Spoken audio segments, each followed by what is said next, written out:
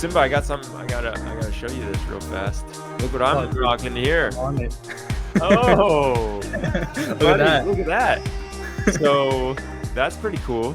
This is my favorite because it's one of the only ones I have that actually fits in all of my cup holders around the house and all that stuff. So if anybody wants to get one of these, maybe you got to go by Simba's booth in the sponsors channel. So click on the left-hand sidebar, see what Simba's got on offer there. Now, I know you got to talk for us, man. I am excited for it. I'm ready for it. You got to share your screen and I'll throw it up here on the stage and then we'll get rocking. Sounds good.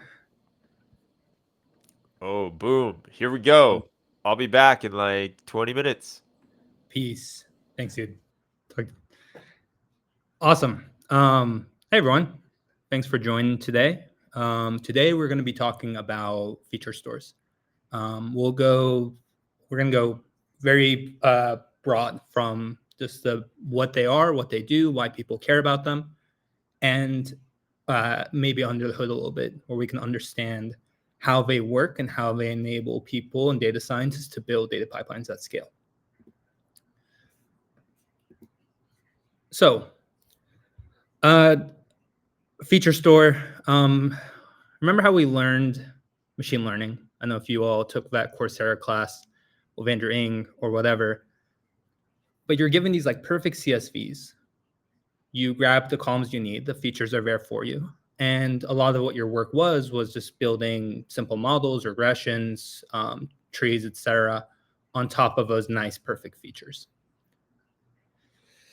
So I'm here to tell you that those perfect CSVs do not exist in reality. In reality, a lot more time is spent taking data that's a mess, as Demetrius showed in his video, out of the data swamp and into these perfect places where we can actually use them. So you heard it here first. Andrew Ng lied to you. There's no such thing as a perfect CSV to work off of. A lot of the work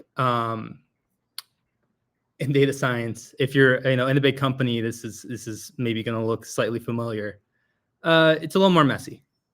There's a lot of kind of ad hoc processes to get models into production. It's almost a little terrifying how much duct tape is used to put together some production models that we use every day. So let's break it down. Let's talk about what solutions the market's come up with, how people are actually solving these problems. So the agenda for this talk, I'm going to start by talking about the actual data problem in machine learning.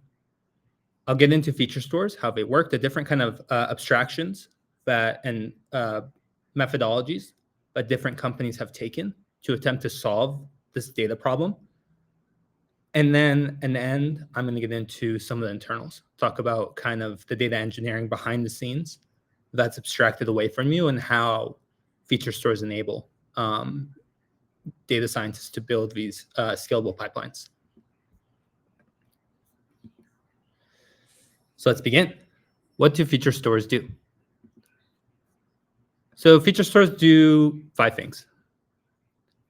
They help facilitate deployment. They enhance deployment of features like feature pipelines. They enhance collaboration, organize experimentation. So there's kind of an organizational value to it. It is MLOps, of course. They increase reliability of your features and your feature pipelines. And then finally, they preserve compliance. So why is deploying features hard? Why is this a problem that needs to get solved? Well, when we're building features, often we're working in a notebook. Maybe we're working in with pandas or some sample of data. Maybe we're hitting queries directly on the database. We're building these DAGs to build our features, to build our training sets that we finally use to train the model. In this environment, everything is nice, it's static. I have this notebook. If you run through it, in theory, it will kind of do the same thing again. And it's how a lot of data science is done in this kind of iterative, really interactive fashion. And it kind of looks like this. Like, you see a lot of pandas, you see a lot of DuckDB, you see a lot of polars. You just see a lot of these sorts of frameworks, IBIS and other things And we're working in that paradigm of experimentation. But that paradigm of experimentation is very different from production. In production, the data is changing. We have to maintain and keep features up to date. And oftentimes, especially for low latency models or online models like recommender systems, fraud, et cetera, we need to keep, we can't actually process the feature at request time. Those features have to be pre-processed and cached. So now we have to deal with streaming data, streaming pipelines, batch pipelines. We have to deal with situations where we're actually featureizing data that comes with the request. Like if there's a comment and you're trying to see if it's spam, well, the comment comes with the request. So you have all the code and the deployment and everything looks so different from that nice notebook that we started with. There's this kind of and you know, that's not even that's just the beginning of it. And there's backfill like if you, once you start talking about streaming, it just gets even worse. There's this kind of chasm between that experimentation paradigm, the notebook, and production, and it can be almost insurmountable. Parts of the goal of feature stores and Featureform is to try to make it possible to cross that easier. There is some value, obviously, like you don't want to, because everything I've seen is everyone writes production grade code from the beginning. So there's no experimentation pipeline. That also can make things very slow. There's a reason that we use notebooks, we use pandas, we use all these things in experimentation. So the problem to be solved is how do we make it possible to work quickly in experimentation, but then get those features actually in production? Because we don't want to end up in situations which maybe some of you have experienced, where you have this perfect feature in your notebook. You're like, cool, if I build this training set, my model works really well. Great, now I need those features to actually exist in production, and that's really hard. The way I see it solved is in two ways. One is either you kind of have to have these unicorn data scientists who are also like really, really good data engineers who can build and deploy their own feature pipelines. Now, writing good SQL, writing good data frame code, that's very doable. Like most data scientists are fully capable of writing that. Where it gets hard is how do you tune Spark to do what you want? How do you set up, how do you handle back pressure? How do you handle monitoring? How do you handle incremental runs because the data is changing? How do you update a streaming feature? There's a lot of these problems that data engineers, that's what they do. But for data scientists, it's just a different skill set. It's a very hard skill set, and it's orthogonal. So there are some unicorns who really are like exceptional at both, but it's rare. And it's honestly like not what you want to just do, just go hire everyone to be this amazing data engineer and data scientist. The other thing that I see very often, probably more often, is that the ML data scientists pass the features, either literally just passing over a notebook over the fence, to a data eng team. The problem here is that the data eng team, though they are more capable at building those data pipelines for scale for production, one, features are inherently experimental. You're always tweaking them, you're always changing them. Whereas most data engineering is built with this mindset of kind of engineering. It's like engineering versus science. There's this robustness that comes with those pipelines. And so one, it tends to go a bit slower. And two, if you think of like the incremental ROI of like, hey, I have a slightly better feature for my model versus I have this new dashboard and exec needs, you pretty much always going to be deprioritized. So for the complexity of the task versus the actual ROI to the business, it doesn't really always make sense for data engineers to be fully focused on all these ML tasks that come in. So what we want is a way to democratize it so that data scientists themselves can build their own data pipelines, production grade data pipelines, but they don't need to be experts in Spark because let's face it, who really is? The other piece that comes with this is, okay, cool. Like now we have our features deployed. We're great now, right? We're good. I'll have a few questions for you. Your features deployed. You have these pipelines. They're powering your models. What are those features? How did we build them? How did they work? What kind of peculiarities do they have? I know we all document our feature pipelines, right? Maybe this looks a little familiar, where you have your features in production, but there might be some untitled notebooks on the way, maybe some table v4 that we use in prod, maybe some shell scripts and ad hoc Spark submits that we ran to make things work. And yeah, just ignore that df final in the notebook. So there is also a huge, there's just this ad hocness with data engineering for ML, where we just do whatever we can and we to try to get it working.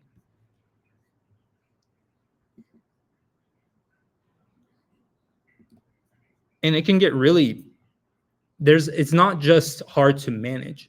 It can actually result in really negative consequences to your model. Because a lot of times, these features are also getting deployed without proper drift monitoring. So there's mal monitoring, there's a concept drift, there's a lot of different types of drift. One type of drift that's really common, or one is the feature themselves, the value is moving over time. And they should, right? There's a certain level of they will change. But you kind of want to understand what's changing and why, and catch things that go past a certain heuristic and make sure that you kind of have this like yellow flag to look into it. The other kind of drift that I see very often is where you will train a model and the feature in the training set will have a specific distribution. And that distribution will be very different from what features are actually being requested in production. So maybe in training, the average age of the user is 50, but in production, almost all of your recommendations are going to 20-year-olds. And so that difference can result, especially if you didn't mean to do it and you had no idea that was happening, can result in negative consequences to your model performance. So this tends to kind of be an afterthought. I mean, it's already hard enough to get your features in production. When you start worrying about monitoring and then governance, which can be another huge blocker of I need to talk to legal, I need to get checkoff before I can even put this feature in production if you're in a heavily locked down space. So these are all kind of the data problems that I see. The idea is I have a model, models take features, those features are just kind of signals to feed in. I'm, as a data scientist, you're fully confident in being able to maybe work in a notebook and get those training sets set up. Now, when it comes to collaborating and deployment and everything that comes with that, it starts to become very ad hoc, and this is where you start to see the cracks. And I would say in general, like the most painful is the facilitating deployment. That's where I really see it can be a complete blocker and it can just cause lots of issues. And I've seen just a lot of really ad hoc processes to just get these features in production. None of this is necessarily like new. It's not anything that we've figured out and it's breaking ground. A lot of the companies have kind of seen this and have come with different approaches to how to solve it.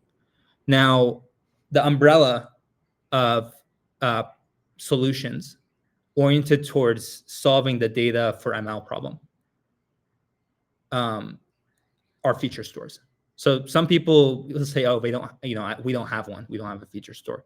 My view is if you have features in production, if you have models in production that are being served data, then that data is getting there somehow. It's getting processed, it's getting set up, it's getting there somehow. That thing, that process, that's your feature store. I think part of the issue is, and I think I put it somewhere else. I think part of the issue is actually just in the name. When people hear feature store, I get a lot of confusion. Like, why is everyone talking about this thing? Isn't it just a database where features are stored? Like, it seems like a lot of hype about glorified cache. And I think for some feature stores, they've taken the approach of truly being a feature store. Even though a lot of companies and products and solutions have tried to kind of rename the category to like feature platform, virtual feature store, a lot of different ideas. There's still kind of this tie-in to feature store, which I think pretty much everyone who works in feature stores can agree is kind of an imperfect term. the thing about feature stores is they tend to imply, again, the storage. But the thing is how do you even get the features there? A lot of the problems I talked about, deployment, actually come in with the transformation piece. How do I take my data sources, transform them, and get them into my inference store and into my training store? And then there's all this infrastructure underneath that I have to worry about. So one attempt at solving this is what I would call the literal feature store. In the literal feature store, as the name implies, it's very literal. You build your features elsewhere, and then you store them in the feature store. There's a few examples of products that look like this. A good example of this would be like Databricks' feature store, which I'm including here. So in the Databricks feature store, everything is feature tables. They kind of look like this. In the feature tables, there are these features. If I click on one, there's not really much here. This is it. This is what the feature is. Because in the end, it's just a column. It's just tables and columns. That's what the literal feature store is. The value is that it unifies. It's like a singular place to store features, and then for there, they can be used in prod. But the negative is it's just storage. Compare that to something like Featureform, where the feature is not defined as a table, but actually as a definition. So all the SQL data frame logic is actually what the feature is. The orchestration, the monitoring, the materialization, all that kind of comes as part of it. And you start to get much richer value and metadata that comes with that. So yeah, the problem with the literal feature store, and this is something that if you were looking at or building feature stores, is like they don't really do the transformation piece. And in my opinion, you kind of have to solve most of the problems yourself anyway, if you use those. There's the feature platform or physical feature store approach, which I think is much better. The benefit is it really does, it actually solves those issues we talked about. It really does. The problem, though, is every single product that calls itself a feature platform pushes their own compute engine, often of a custom DSL. They're all proprietary, and that comes with other issues of lock-in. So the idea of a virtual feature store was what would happen if we took the feature platform idea, but made it more of a plugin architecture. So that data scientists work in PySpark SQL, they're still writing code like as they would. They're defining those things in feature form. The name feature form, I came up with it because I wanted Terraform for features, so that declarative approach. And then it runs on these engines underneath the hood. And that becomes the virtual feature store. Diving under the hood a bit, Featureform itself, just quickly, everyone was asked, like, where does it run? It's actually running in Kubernetes, the set of services. One thing it does is kind of interesting is for a lot of tasks, like a lot of the glue, it will actually run jobs in Kubernetes to move data around, handle some of the metadata, handle tasks like compaction and interactions. But underneath the hood, what enables Featureform to work, what enables us to build this kind of virtual feature platform is deeply using open formats and open, it is kind of this lakehouse architecture that's appeared, and I know there's some talks on it actually today, has made it possible to do this. What it does is it separates out storage and compute. And specifically, with Iceberg, what Featureform's been able to do is specify it's pretty much an index, right? Like you're storing all this data in S3. But with Iceberg, Iceberg is allowing us to break things down, set up indexes, make it so that Spark or whatever engine we use can choose and pick data to use. It also allows us to do it too. Like we can pick the right data files to use. We can set up the right indices. We can set up the right partitions. We can do all of that using Iceberg. And it's agnostic to the compute engine. So we can use our own learnings of how to tune those indices across the different engines. The other thing it's allowed us to do is because of some of these optimizations, it allows us to be able to also unify streaming and batch. Because what we've done is make it look like, because of Iceberg, you're kind of incrementally adding new data. It kind of looks like a stream. You can process up to a point and then continue processing off of Kafka. And so Featureform kind of makes it possible to be able to unify that streaming and batch. So as a data scientist, you're still just writing that SQL. You're still writing PySpark. I mean, truly like in a notebook, like it looks like something like this, or a more complex one like this. This is just data frame code. You're giving a little bit of metadata for Featureform to use. Everything gets usable both as a data frame and back. And under the hood, we are building production grade data pipelines, similar to as if a data engineer built it themselves. And we even provide parameters for them to tune. If they want to perfectly tune their Spark job or whatever else, they can do so as well. On top of that, I mean, that's just the compute piece. There's the monitoring, governance. Like, there's all these jobs that we run. We essentially provide that full end-to-end feature lifecycle. But we're running all the compute and storage and everything via commonly used open formats, so that they're interchangeable. So you can, like, your data engineers won't see this like weird new thing that hosts data and stores data. To them, it will just look like a ton of things that they're used to. But as a data scientist, you get all this stuff kind of built in. And finally, it's open source. Check it out. You can find this on GitHub. And if you want to learn more, you want to reach out, I'll be in our booth after this. And then you can always reach out at Simba@featureform.com if you'd like to talk more about this. Awesome.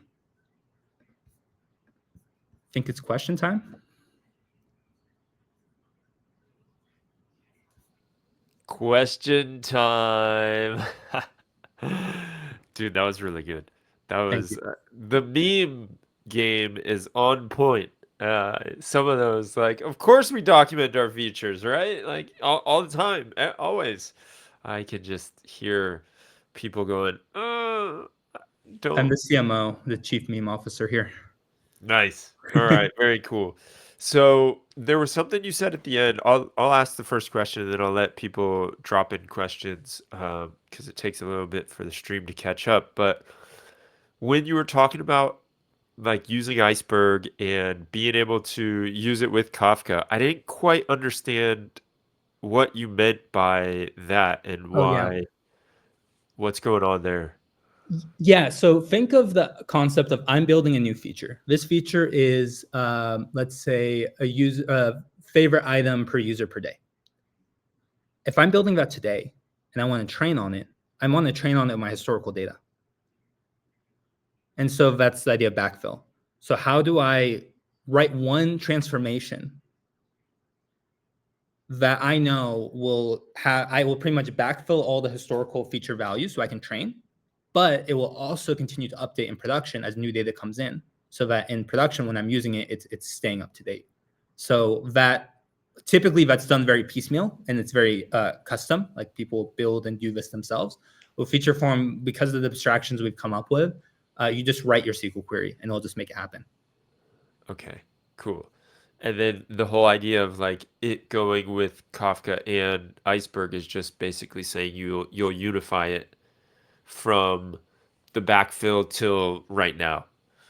Yeah, and think of it from like a data science perspective. You're just like, hey, here's how I write that query. I write the query, I register to Featureform, and now it exists. The whole Yeah. concept of, okay, I have to backfill, I have to interact with Iceberg, and how do I pause that and then start a new streaming job and keep that up to, like, there's all these things you have to think about that if you're a data engineer, it's like what your days look like, and it's very complicated. But as a data scientist using Featureform, you just, here's my SQL query. Yeah. Cool, I'm good. Like that chasm between production and experimentation just goes away. Nice. Okay, cool. Now, the other piece that I obviously am interested about is you mentioned Iceberg. Is there, it doesn't matter, Iceberg, whatever, Delta Lake, Hoodie, all those, or? We support all three now. So because we have, we try to not force, like if some company's fully on Hoodie or fully on Delta, we don't really want to push them to use Iceberg. By default, Featureform uses Iceberg, and open source Featureform only uses Iceberg. And I would say probably our Iceberg implementation is probably best. I think nowadays, I think it's because of Databricks buying Tabular and the concept of unifying kind of Iceberg and Delta. I think the separation between those two will go away. I think the question is still out for Hoodie. I like Hoodie. We so I we'll kind of see what happens there. But I guess my view is that soon enough, most of what we do will be interchangeable, and we can kind of customize based on the specific formats to get just eke that extra performance. Okay. And then for the the engines? Like, what does that look like? Yeah, I mean, it's interesting. Like this separation means that every engine uses the indices that we create in Iceberg slightly differently. So we actually have to kind of tune them a little bit based on it. But one thing that was really exciting that happened very, very recently is Snowflake released something called dynamic tables for Iceberg. And what it shows me is that Snowflake is also taking the approach now of kind of removing the storage layer. So you can actually store your Snowflake tables in S3 or whatever Uh-huh. as Iceberg. And I just think that's where everything's moving to. And as that continues to happen, the compute engines kind of become plug and play. And really what's the focus becomes how do I tune these indices and build all this glue around it? And that harness around all that, that's what Featureform is. All right. Yeah. So this is fascinating for me because it's like you're in a way I'm trying to put it into a box in my head, right? And it's like you're orchestrating things, but you're not orchestrating typical data in the way that we would think like Airflow orchestrates it. You're orchestrating more the features around it. And I think that's one of the things that I've heard people talk about so much is decoupling the features from the code is so powerful. Yeah, I think, yeah, I would describe it very similarly. Like Airflow is for building and scheduling DAGs. It's good at it. And there's other tools that are good at it too. And I think the problem with features, there's a lot of just semantical like problems that only exist for feature engineering. Like feature drift monitoring doesn't exist outside of features. So there's all these Yeah. concepts that we kind of have to plug in, and the API and the abstractions and everything is really oriented towards a workflow that data ML people have. Yeah. Yeah. And how, so last questions. What's the wildest architecture you've seen with this? Maybe whether or not people are using feature form. What are some fun things that you've seen? Because that's always a good one. What are fun things I've seen? I think the most crazy thing I've seen is, well, one, I'll put it as like the tools that you will see at some of these old companies. Like you'll just learn about these like SAP databases and other types of databases that like I've even like never heard of before that we had to like learn and figure out. I think one of the funniest ones I ran into was for one company. And this isn't all exactly true, but I'm gonna change it a bit to make it so I can tell the story. What they would do is they would pretty much SSH for like 4 servers because someone kind of built a backdoor enough to be able to get to data because they wanted to work in notebooks and not do everything through the way data eng wanted. And so they would like go and like almost like sneak in for like 4 servers and Uh, download like Parquet files and like bring them back. And it would take hours because like those network calls were so slow. It was kind of a mess. It was kind of funny. It's crazy the things that data scientists will do to avoid using an MLOps platform, but it's not good. I think a lot of MLOps platform people like are really caught up in like it's perfect if you use it, but there's uh, kind of this UX problem that's ignored. Like it's a product, right? Like a platform is a product. And so you need to think of who your end user is. And if they don't like what you have, even if it's theoretically valuable, then it's not valuable. yeah. Yeah. Because it's like if you send an email and the subject line doesn't entice the person to open the email, doesn't matter how good that email is, because the person's not going to open it. So I feel you. And the funny thing is if no one uses it, you can kind of convince yourself that it's really good and it's the users who are wrong. And like I've seen that too. It's kind of a That's strange thing. dangerous.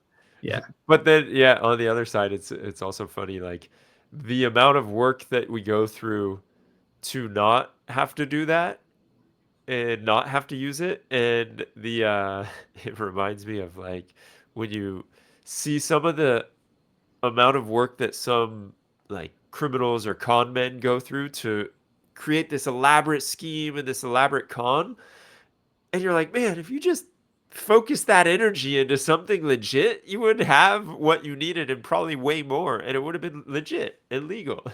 Yeah. So I think it's very true. there we go, man. Well, Simba, this has been awesome, dude. I am going to cheers you, a virtual cheers, Cheers. and thanks so much. We'll have anybody that wants to go chat with Simba down at the booth. And we're gonna keep rocking because now we've got the roundtable sessions. So yeah, Simba, I think you're also gonna go to a roundtable session too, right? There's Yeah, those. I think there's a feature, or yeah, they're I think figuring there's it a out. feature store one. There's or Okay, like I'll be feature there. engineering one. So that would be cool to have you there and be able to ask you more questions. We'll do. So now let's keep it rocking. I'll see you later, Simba. Thanks, dude.